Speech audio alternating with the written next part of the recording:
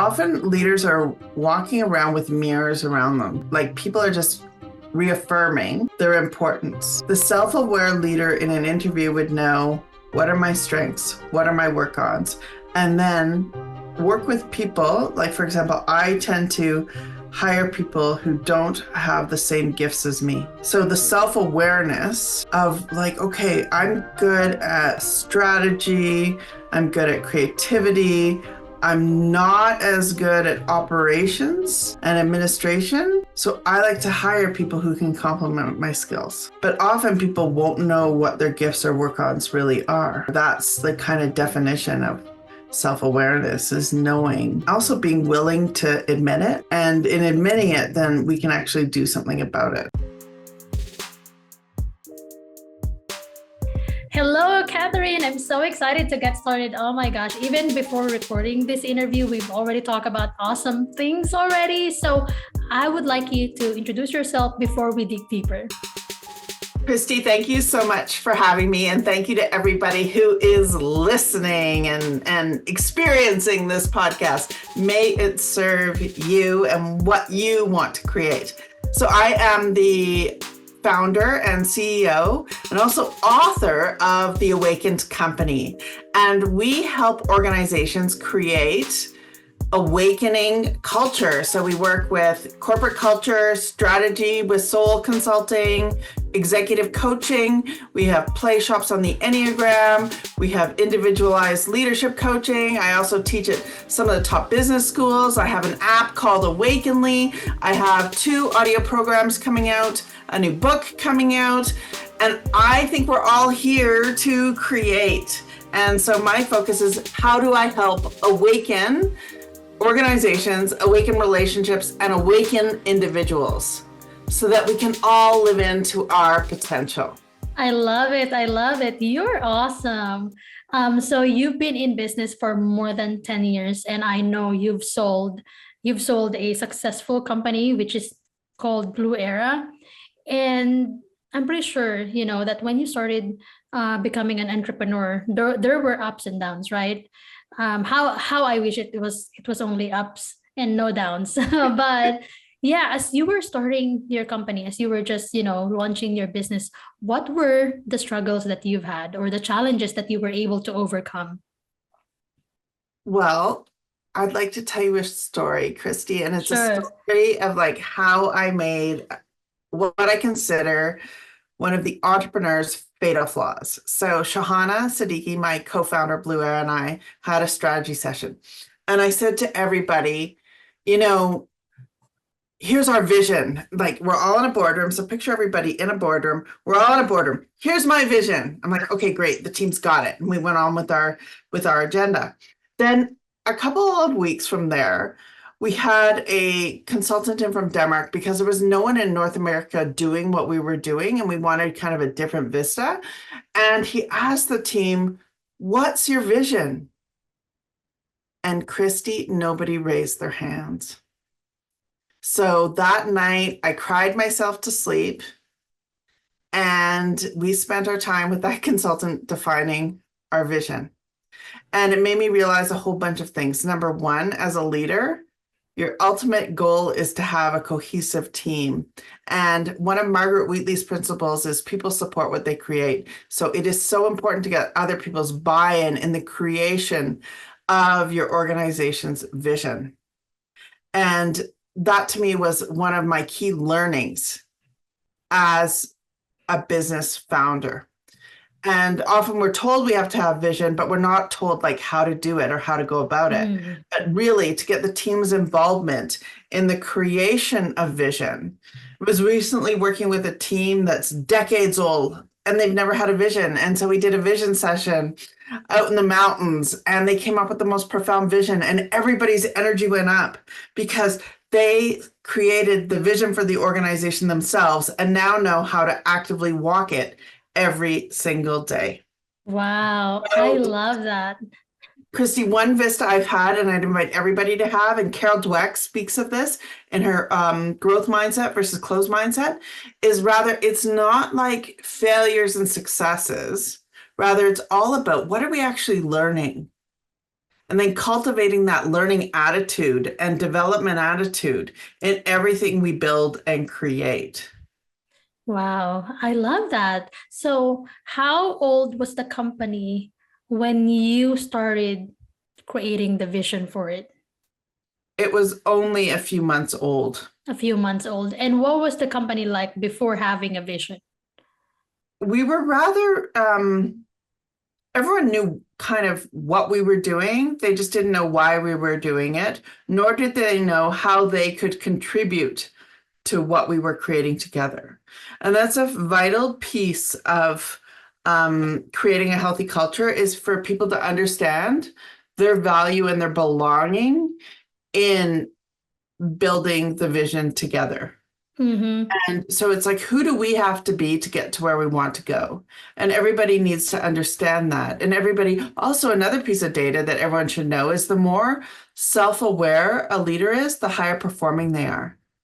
So in terms of the people we coach, there's one, I was working recently with a CEO and they received a whole bunch of money for a Series B financing, and they had no idea how to lead and no idea how to create a corporate culture. So really this idea of leadership, it can be taught. It absolutely can be taught. And same with culture. Culture can be built over time, and it's all the little things that we do in our relationships that actually build culture. Wow, I love that. And in your years of experience building your own company's culture and building other companies' culture, was there a time or were there a few different times when an employee did not believe the vision and the employee caused negativity within the organization? Absolutely.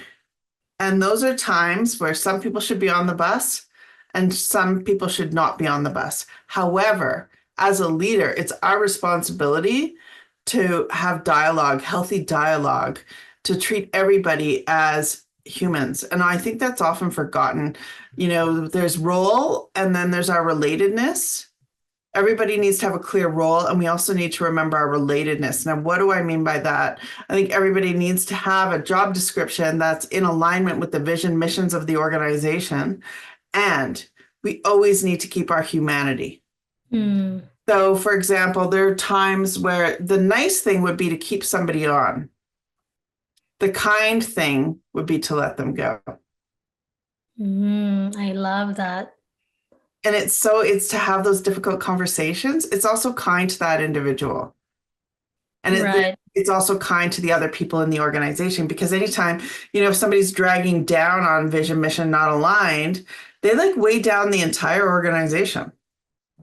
Exactly.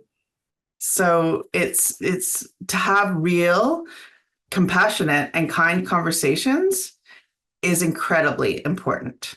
Right. And at the end of the day, what doesn't fit, right? What doesn't fit doesn't fit, and it's important to give people a chance, obviously, so we need to give Mm-hmm. people a chance. But if there's not a fit, there's not a fit. If people don't believe in the vision or what the why behind it, they should not stay. Mm-hmm. Do you believe in the statement hire fast, fire faster? Hire fast, fire faster. Okay, so now you're speaking to a former executive recruiter. So let's talk about this. This is a very, very good question. I think we should actually hire incredibly slowly. Mm, And here's why. Because GH Smart did some research on this, and the cost of a job that's $100,000, if they're not the right fit, the cost of the organization is $1.8 million. I personally think we need to hire really, really, really slowly and deliberately and fire kindly. mm, Fire kindly. However, so in executive search, I had an over 90% stick rate. And the reason is because the process got so many data points on the candidate, and it also gave the candidate so many data points on the organization that they were coming into that it would be very hard for it to be misaligned. yeah, that makes sense. I love that. Hire slow, fire kindly. That's the new Yes, version of hire fast, fire faster. yes. Love it. Tell me about the Awaken company. Why is it called Awakened? Why did you choose that word? What's the story behind that?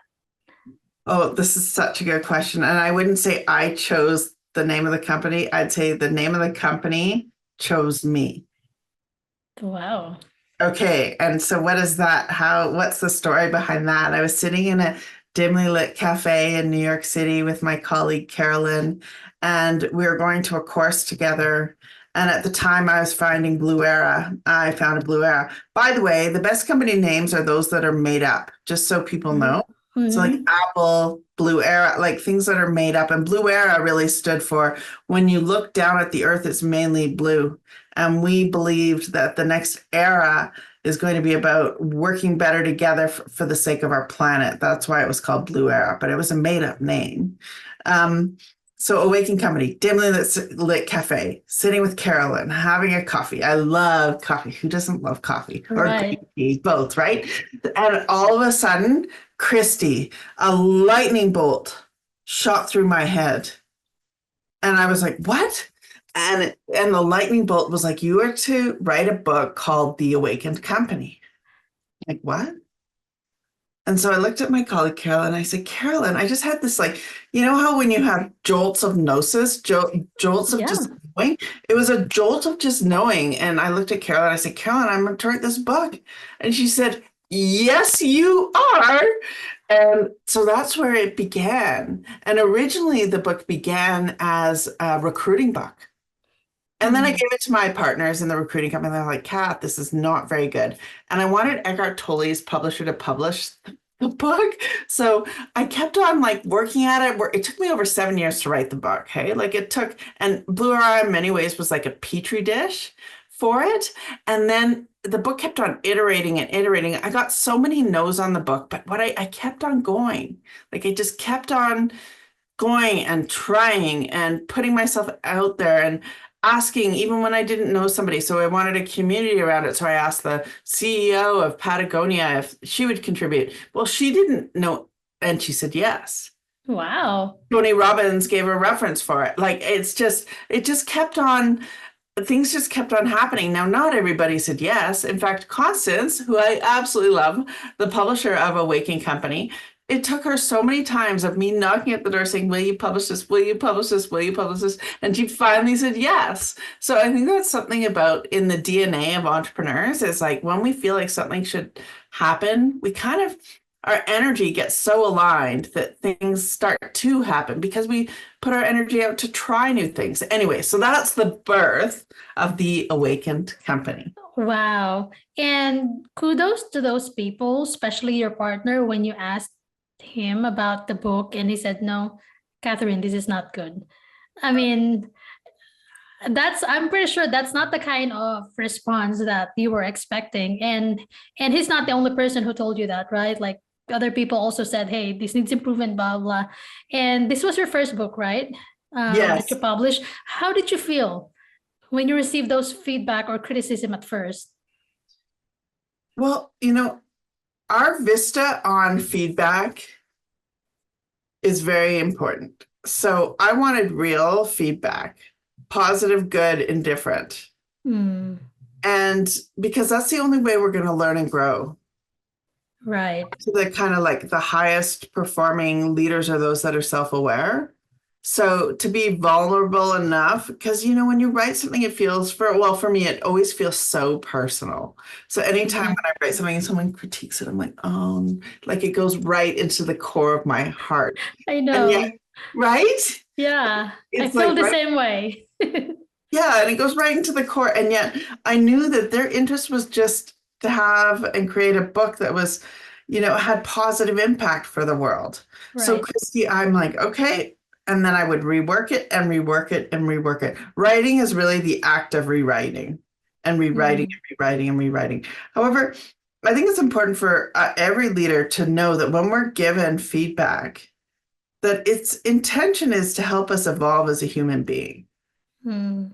And so when we can take that attitude, it kind of takes the sting out of feedback. Like it takes the sting out so it doesn't hurt as Right. much. Because as entrepreneurs, we put everything in. As writers, we put everything into that. And then to get feedback is like, oh, And it's super important to grow and develop as a result of feedback. I love that. And it's also normal to feel hurt, right? As long as you don't dwell in it, you have to process your emotions and know that, the feedback that you receive or criticism that you receive from the people are something that's for you. And it's not even for them, it's for your improvement. And you mentioned 3 times already the word self-aware. What are the characteristics of a self-aware leader? Mm. Often, what a great question. Often leaders are walking around with mirrors around them. Hmm. What do I mean by that? Like people are just reaffirming their importance. The self-aware leader in an interview would know, what are my strengths? What are my work-ons? And then work with people. Like, for example, I tend to hire people who don't have the same gifts as me. Mhm. So the self-awareness of like, okay, I'm good at strategy, I'm good at creativity, I'm not as good at operations and administration. So I like to hire people who can complement my skills. But often people won't know what their gifts or work-ons really are. So Right. when we don't know what our gifts and work-ons are, that's the kind of definition of self-awareness, is knowing our gifts and work-ons and also being willing to admit it. And in admitting it, then we can actually do something about it. Right. And when you were starting your business, like how did you become self-aware? Like how did you know your strengths and weaknesses? Did somebody help you or did you just figure it out yourself? Christy, we use something called the Enneagram to help leaders become more self-aware. And it's a profound roadmap of how do we become more present as leaders. And it shows us the vehicles of our gifts and the pathways to what we need to work on and what we need to cultivate and develop. It shows us how we're all wearing certain lenses. And we also have the opportunity to wear all lenses once we understand what the different lenses are. I love that. So Mm. if I may ask, what is your, I don't even know how to pronounce it correctly, Enneagram result? Yes. So the way I look at the Enneagram is really a process map, and we do have one core dominant type. And Mm. my Enneagram core type is an 8. It's a challenger. So I like to Oh, challenge the status quo. I like leadership. I like broad thinking. I love strategy. I love impact. However, the details and the process, maybe not my gifts. So I actively work with to develop that within myself and also hire other people who are good at that. So one of my business colleagues that I'm working on the book with, Russ Hudson, he's like the counterpoint to my point. So he's very detail oriented, more list making than I am, and I'm more broad brushstroke. So that's an example like of where we can know our gifts, our work ons, so that we can work on together better. There's also something called in the Enneagram, there's the emotional realness types, which are the 4, 6, and 8, the positive types, which are the 2, 7, and 9, and the competency types, which are the 3, 5, and 1 in terms of Enneagram types. So there's 9 core types.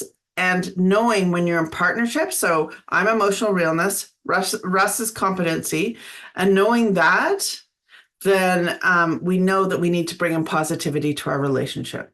So there's so many different ways to work with the Enneagram to help improve our self-awareness and our relationship skills. I love that. I have not taken that assessment. I have done this profile assessment and also I know my leadership style, but that would be interesting for me to know. I may be a challenger too, but we don't know for sure until I take the assessment, right? That's right. And in terms of the assessment, do you want me to briefly walk through the different types? Sure. Yeah. Okay. Are you sick and tired of being overwhelmed and afraid you'll never scale your business? Meet Smart VAs. Unlike many virtual assistant agencies that only assign one dedicated virtual assistant, we provide flexibility for growing businesses by assigning a team of experienced virtual assistants that can do different tasks to support your continuous growth. Visit smartvas.online to book a free discovery call and start growing your business.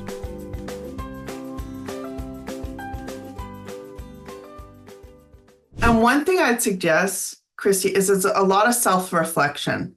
So you don't have to know your Enneagram type right away. Like, take the time to kind of explore each type. So I'll walk through all 9 types with you. So 8 is the challenger, which I've described as leader, bold, confident, can be sometimes commanding, sometimes can be dictatorial, high energy, high voltage. We walk into a room and people know we are there.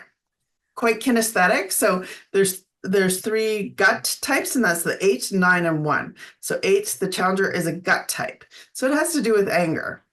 The next type is 9, the peacemaker. And these are the people who see all perspectives, who want to keep the peace. They can agree with you, but they may not actually agree to doing anything, but they're agreeing with you as a person because they just want to keep it peaceful. They tend to see, 8 see things quite like, this is what we need to do. 9 see like the whole vortex of these are all the different options. So it can take them a while to figure out what needs to be done. 9s, you need to give them a lot of, my colleague Bliss is a 9, and we need to give them time and space. Like, I asked him, okay, Bliss, how help me with this book. How are you creative? And his response was, Kath, give me some time. And that's the 9, like time and space. Okay, so next is 1, the reformer. And I call the reformers like the red penners of the world. Like, they'll look at a document and they'll be like, oh my goodness, like this red penner, like this needs to be like, this is not right. This is not okay. We need to get this right. They need to live in integrity. Integrity is so important for them. So for a CEO, one I was working with, they're working in an industry. This is back to the vision statement that you said, working in an industry that they did not believe in, and they had to leave it because it wasn't in alignment with their integrity. So that's the integrity piece, is the 1, the reformer. So those are the gut types, the 8, 9, and 1. Next is the heart. The heart types are the 2, 3, 4, and it's a different feeling. They're more concerned about image. 8, 9, 1, anger. 2, 3, 4, image. 2 is, okay, Christy, I see you at your office. Can I get you some water? Can I get you some coffee? What do you need? How can I help you? Like, that's their focus is, I want to be of service to you. And it's all about giving love, but what they don't often see is how they give love to get. Yeah. So to pay attention to that is like, are we giving together? Or are we giving cleanly? So that's the 2. Then the 3. The 3 is the reason why we have award ceremonies. The 3 is like it's called the achiever, and it's for the people. It's the people who always want to get the gold medal, who are not happy unless they get the gold medal. And what their focus is on success, but it's often external success, not internal success. So it's like, where do I get the gold? Where can I be accomplished, et cetera, et cetera, et cetera. So the focus needs to be internally. What is the goal of my own heart versus getting the trophy? They always look the part. One of my former business partners was a 3, and he was the only one in the office with a mirror, and the only one when you looked at his closet, you opened the door and there were pictures of what outfits look good together. Highly efficient, highly productive. I love working with 3s because they can often operationalize what my vision is. Okay, so then there's the 4. And the 4 are like the Alanis Morissette, Johnny Depps of the world. It's also why we love music. It's like the depths of the heart. If the 2 would be the front of the heart, the 3 would be the middle of the heart, the 4 would be the back of the heart. And it's like, woe is me. Let me just tell you all these stories, all these sad stories of me. And Don Risa, who I learned the Enneagram from, I often think of him when I'm doing sessions and doing Enneagram sessions with teams. He'd be like, Catherine, you need to have flowers in the room. It creates the right ambiance.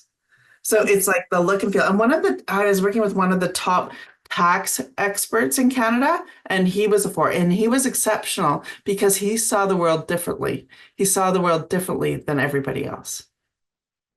So that's the 2, 3, 4. And then head center, which people are often like, forget your head. No, don't forget your head. If you forget your head, you forget how to drive and stick in between the lines. We need our head center. So the 5, 6, and 7. And the 5 is the investigator. And they're the people who like study things, like Albert Einstein, Stephen Hawking, like their particular flavors to investigate, to go into things so that they can have gnosis, so that they can have a new revelation. Then, so the 5 is the people who like the details, who like the process of the details. Then the 6 is the community person, the loyalist. And they're the people who see all the negative scenario plans that can happen. They're the people who aren't happy unless there's a worry list. Wow. And they're the people who, are incredibly good at following through and supporting people. And we need to listen to them because often we don't. And I think a lot of like 2008 financial meltdown, if we listened to more of that 6 energy, it wouldn't have happened. Then there's the 7, which is called the enthusiasts. And Christy, they're the people who are like, whoa, let's brainstorm. And they love to come up with ideas and strategies, and they love talking, and everything is positive. However, while they're very good at brainstorming, they need to keep grounded to complete the projects that they want to do. So we've got the 8, 9, and 1 gut, 2, 3, 4 heart, 5, 6, 7 head.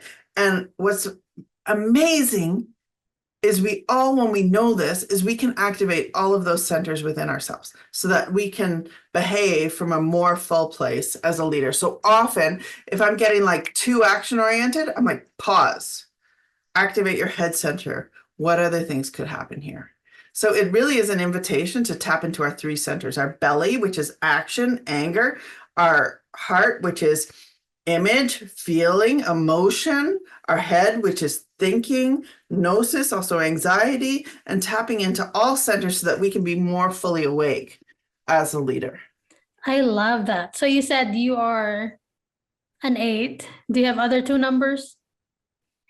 So there's somebody who does tri-type, and her name's Catherine Favre. Yes, I'm an 8 in the belly, a 2 in the heart, and a 7 in the head center.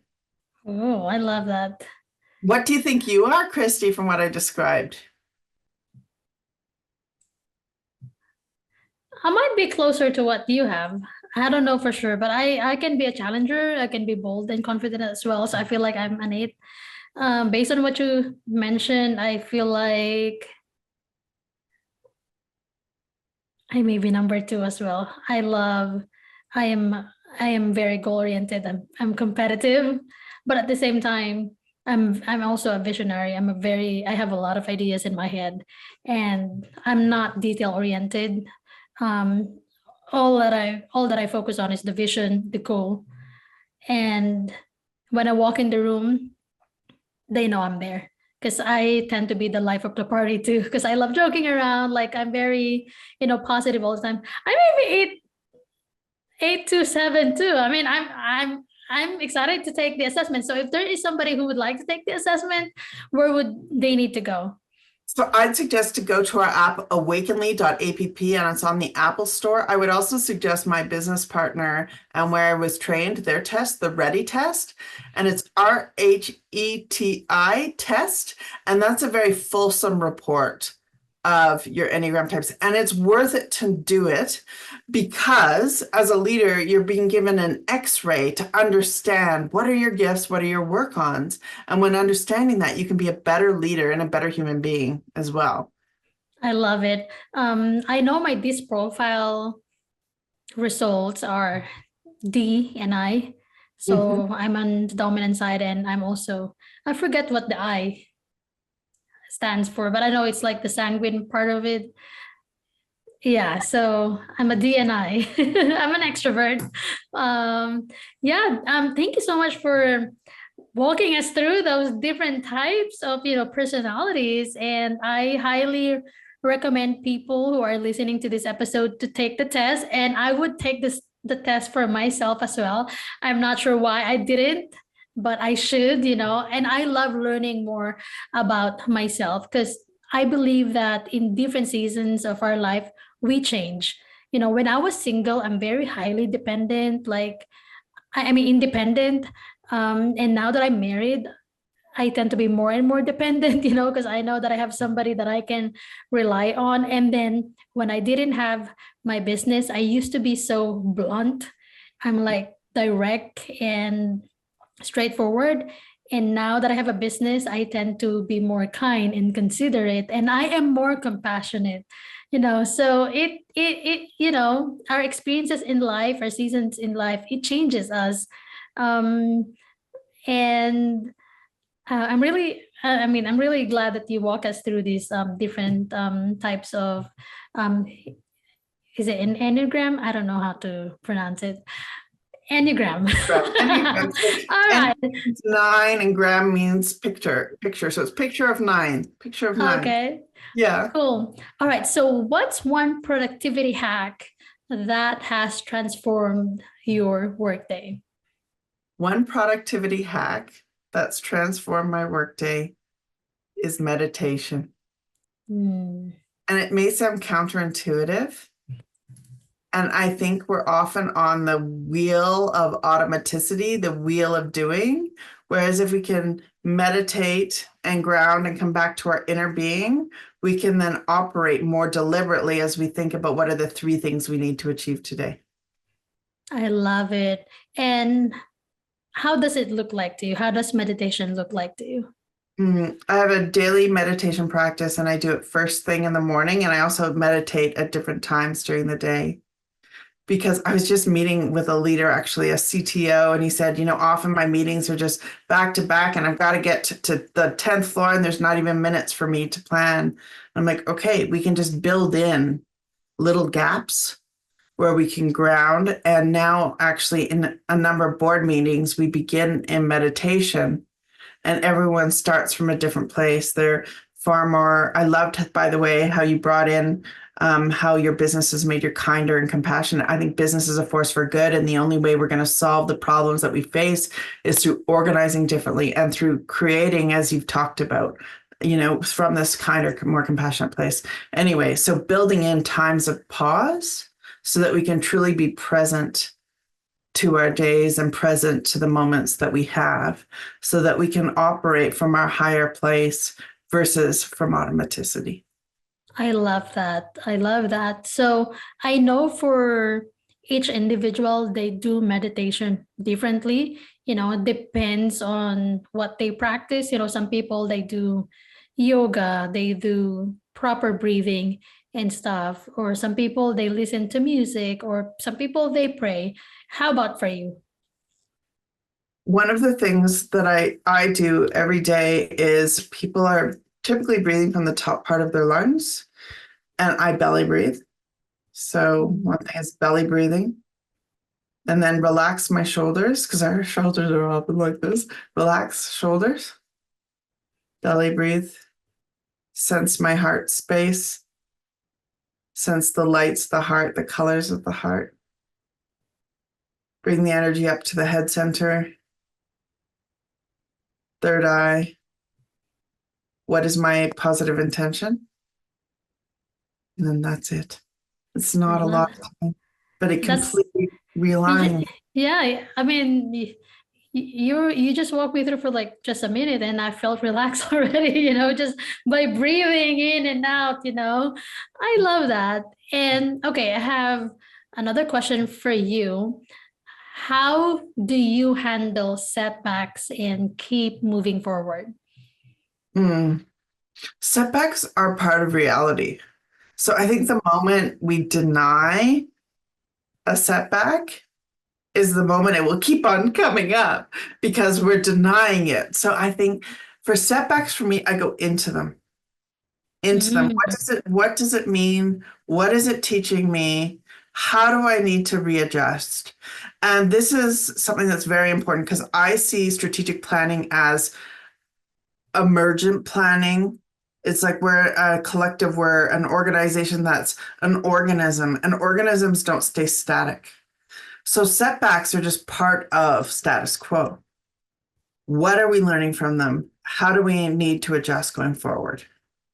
And so really to kind of take the charge, because earlier you spoke about like feelings being hurt, like anything around my business, I'm very sensitive. It's like my third child.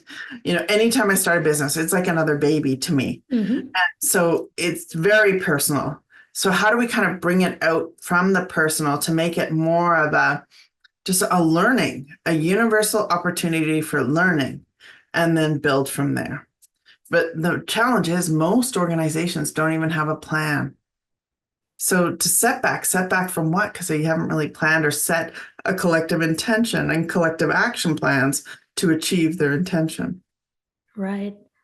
I love that. And it's just, it's really all about embracing setbacks, Mhm. instead of avoiding it, Mhm. address it head on. Go in, and what happens? Yeah. So often I'll be working with boards of directors and there's like something contentious that they've swept under the rug. And what's interesting is it pops up kind of in little ways. And then like I'll recognize it as a facilitator leader. And I'm like, okay, we need to go into this. And once we go into it, then it can be cleared and healed. Mm-hmm. But until with our setbacks, until we clear them, heal them, we can't really go forward. Right. I love that. What is that animal that go through the storm? Is it a buffalo? That I don't know. I think it's a buffalo. If not, then listeners feel free to Google it. But I know it's a buffalo. And instead of running away from the storm, they go through it. Yes. And after that, they build resiliency, and perseverance as well. So yeah, I wasn't sure if it's a buffalo, but I think it is a buffalo. So as we wrap up, what do you want to say to entrepreneurs or business owners, business leaders, CEOs, however they want to call themselves, if they are currently experiencing burnout and they don't have flexibility in terms of managing their time, energy, and resources, what would you tell them? Our intention matters. So I think every day first of all, a lot of people don't have a personal intention. And I think having a personal intention is our anchor to how we want to show up in the world. So first is to have an intention and repeat that intention every time you walk through a door, every time you go to a new meeting, because it reminds us of how we want to really show up. And in that reminder, then it sets a different field instead of the field of overwhelm.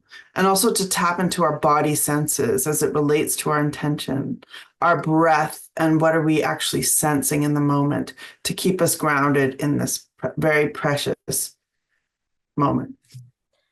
I love that. I love everything you said. I love all the insights you shared. Thank you so much for being here on the show.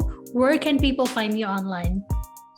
awakenedcompany.com. Please find me on LinkedIn, and you can find us on LinkedIn, Instagram, Twitter, Facebook under awakencompany.com. And please join our newsletter because we have so many things. Recently, we just did a free giveaway for everybody who responded and got a free webinar. So please join our community as we build awakening and healthier human beings, relationships, and teams.